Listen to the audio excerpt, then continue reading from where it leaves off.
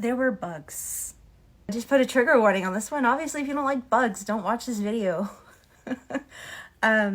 Yeah, so like for instance, there was a scorpion problem, an ongoing scorpion problem growing up in the house, to where it was a normal, like we always knocked our shoes together and had like there's a whole process before you put your shoes on every time you put your shoes on to make sure there was not a scorpion inside your shoe, because you do only make that mistake one time.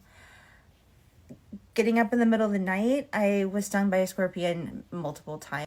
Spiders, of course. Yeah, like those were a little easier because like generally you could see a spider web and be like, okay, like we would we would dust off the spider webs. So the spiders weren't a big deal. It was really the scorpions and the centipedes. The centipedes. Have you ever seen a centipede like in real life, like maybe on your bed? Did you know that they can live inside of styrofoam? Like the styrofoam caulking that we used in our walls growing up. The time that I was totally alone in the house and I was hearing this weird kind of like noise, and I was like, where is that coming from? And it sounded kind of like someone just like picking at like styrofoam. And I followed the noise to the section of wall. I had to kind of like move one of the little dressers out of the way to get to this edge.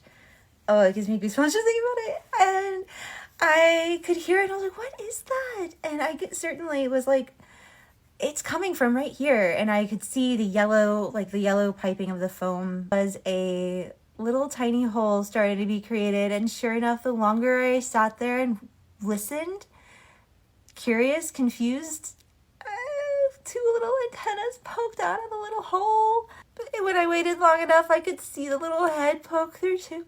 And it was another time I was making the bed or putting away laundry in the room, my bedroom. I moved the blanket. I'm sorry, I'm like literally getting goosebumps talking about it.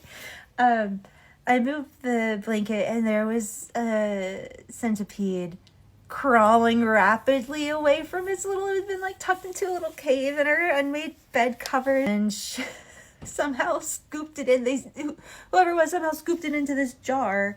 We set it outside, and at the end of the week, I took the jar into school for show and tell. And I was just so casually like, I found this in my bed.